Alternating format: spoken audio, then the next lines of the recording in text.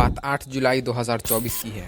उत्तर प्रदेश के गाजीपुर जिले के नंदगंज थाने में सुबह के लगभग 4 बजे फोन करके एक व्यक्ति जानकारी देता है कि पास के ही गांव में हत्या हुई है और हत्या एक नहीं बल्कि तीन लोगों की हुई है।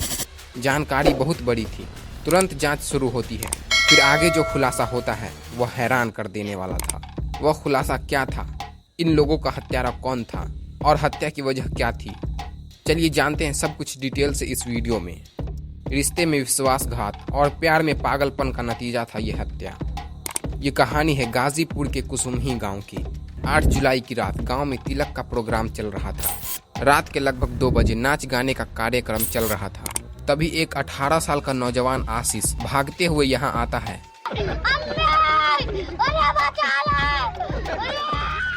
और रोते हुए सबको बताता है कि घर में उसके माता पिता और बड़े भाई की किसी ने हत्या कर दी है। इतना सुनते ही हर कोई शॉक्ड हो जाता है, क्योंकि कुछ देर पहले उसके माता पिता और भाई इसी कार्यक्रम में शामिल थे और थोड़ी देर पहले ही घर आए थे। आखिर चंद घंटे में ही उनकी हत्या किसने और क्यों कर दी।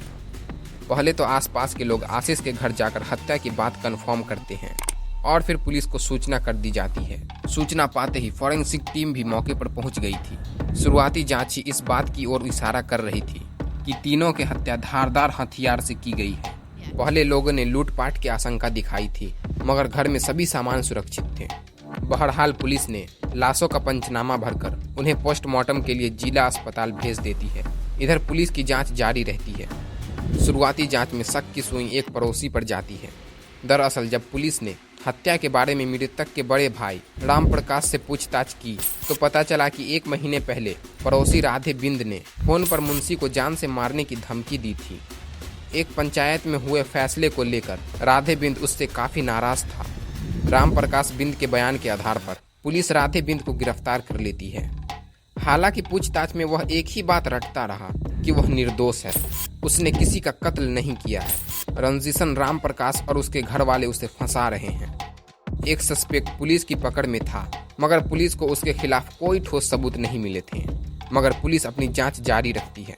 इधर लाश के पोस्टमार्टम के बाद अंतिम संस्कार के लिए परिवार वालों को दे दिया जाता है। पुलिस भी अपनी जांच आगे बढ़ाती रहती है। अभी तीनों के लाश का अंतिम संस्कार किया ही गया था कि पुलिस शमशान घाट से ही परिवार के बेटे आशीष को जांच में सहयोग करने के नाम पर थाने ले आती है।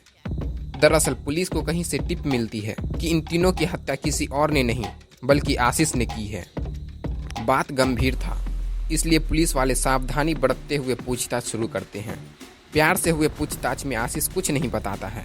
तब थाने में पुलिस उसके साथ सख्ती से पूछताछ करना शुरू करती है।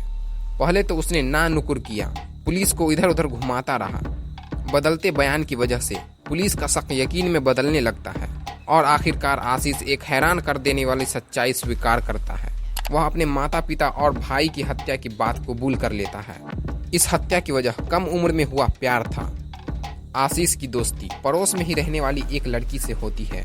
धीरे धीरे यह दोस्ती प्यार में बदलता है और फिर दोनों जीने मरने की कस्में खाने लगते हैं। हालांकि जैसा कि अमूमन होता है, आशीष का यह प्यार परिवार वालों को कबूल नहीं होता है और यहीं से ड्रामा की शुरुआत होती है। लड़की के परिवार वाले भी इस रिश्ते को ठुकरा देते हैं और बच्चों के प्यार के कारण 2 परिवार आपस में लड़ लेते हैं। यहाँ तक कि लड़की के पिता राधे बिंद ने मुंबई में रह रहे आशीष के पिता मुंशी बिंद को बेटे को संभाल लेने की धमकी दी। ऐसा न करने पर उसने जान से मारने की धमकी भी दे डाली थी। मुंशी बिंद ने राधे बिंद को समझाने की कोशिश की कि वह बेटे को नंदिनी से दूर रहने के लिए समझाएगा। लड़की के पिता के कहने पर आशीष के पिता आशीष को भी समझाते हैं और लड़की के चक्कर से दूर रहकर बेटे को पढ़ाई लिखाई पर ध्यान देने को कहते हैं। मगर पिता की इन बातों का आशीष पर कोई असर नहीं होता है। आशीष के स्वभाव में बदलाव न आने से दोनों परिवारों के बीच तलखी बढ़ती रहती है। राधे बिंद के बार बार शिकायत करने पर मुंशी बिंद परेशान हो गया था। बेटे को समझाने का उस पर कोई असर नहीं हो रहा था। माँ और भाई को तो आशीष कुछ समझता ही नहीं था। उनके समझाने पर वह उनसे ही लड़ पड़ता था। मजबूर होकर आशीष के पिता मुंशी बिंद को 6 जून 2024 को मुंबई से गाजीपुर आना पड़ा। उसके अगले दिन राधे बिंद ने गांव में पंचायत बुलाई। पंचायत में पंचों के सामने आशीष, उसके पिता मुंशी बिंद और भाई रामाशीष को बुलाया गया। पंचों ने उस दौरान मुंशी बिंद और उसके बेटे आशीष को जमकर लताड़ा। बेटे की करतूत से घर वालों का सिर शर्म से झुक गया था। पंचायत में तय किया गया था कि लड़का और लड़की दोनों पर उनके घर वाले सख्त पाबंदी लगाएं, उन्हें मिलने से हर हाल पर रोकें। घंटों चली पंचायत में मुंशी बिंद का सिर झुका ही रहा। इसके बाद घर वाले आशीष पर पहरा लगा दिया। घर वालों की सख्ती से आशीष चिढ़ गया और उसे अपने ही घर वाले दुश्मन लगने लगे। मम्मी पापा की सख्ती से परेशान आशीष के मन में एक खौफनाक इंतकाम ने जगह बना ली। उसने तय कर लिया कि जो भी उसके प्यार में रोड़ा बनने की कोशिश करेगा वह उसका सबसे बड़ा दुश्मन होगा, चाहे वह उसके मम्मी पापा ही क्यों न हो। उस दिन के बाद से आशीष अपने मम्मी पापा का दुश्मन बन गया और उन्हें रास्ते से हटाने के लिए कई खतरनाक योजना बनाने लगा, मगर वह अपनी घिनौनी साजिश में कामयाब नहीं हो पा रहा था। मम्मी पापा की डांट और सख्त रवैये से आशीष विद्रोह पर उतर आया था। इधर आशीष की करतूतों से मम्मी पापा की पूरे गांव में थू-थू हो रही थी, इसलिए बेटे के प्रति उनका रवैया सख्त हो गया था। वे हर कीमत पर उसे नंदिनी से मिलने से रोक रहे थे, क्योंकि नंदिनी के पिता राधे बिंद ने आशीष को जान से मारने की धमकी दी थी। यह बात उसे पता नहीं था। वह तो इस बात पर घर वालों से खार खाए हुआ था कि मम्मी पापा की वजह से ही उसे नंदिनी से मिलने नहीं दिया जा रहा है। घर वालों की सख्त पाबंदी के चलते आशीष ने उन्हें रास्ते से हटाने की खतरनाक योजना बना ली थी। बस उसे अंजाम देना था। योजना को अंजाम देने के लिए आशीष सही समय का इंतजार कर रहा था और वह अपने खतरनाक इरादों में कामयाब भी हो गया। दरअसल 8 जुलाई 2024 को गांव में एक परिचित के घर तिलक का कार्यक्रम होना था। उस कार्यक्रम में मुंशी बिंद को परिवार सहित आने का न्योता मिला था। इस दिन को ही आशीष ने अंजाम देने को चुना। इसके पीछे इसका खास मकसद यह था कि लोग तिलक के कार्यक्रम में व्यस्त रहेंगे, डीजे के शोर में किसी को कुछ पता भी नहीं चलेगा और उसका काम भी पूरा हो जाएगा। तिलक की रात मुंशी बिंद अपने दोनों बेटों रामाशीष और आशीष के साथ कार्यक्रम में चला गया। देर रात 11 बजे खाना खाकर सभी वापस घर लौट आए। उसके बाद आगे बरामदे में मुंशी बिंद अपनी पत्नी के साथ सो गया और दोनों बेटे अंदर वाले कमरे में सो गए। बिस्तर पर जाते ही रामाशीष नींद की आगोश में समा गया, जबकि आशीष की आंखों से नींद कोसों दूर थी। उसके मन में तो कुछ और ही चल रहा था।